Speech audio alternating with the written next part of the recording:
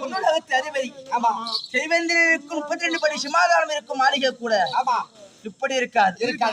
இந்த மாளிகையை நான் விட்டு என் கண்ணோட்டுதான் பார்க்க மாளிகை. இது மாளிகையை எப்படி கட்டுவோம் நோட்டுதா?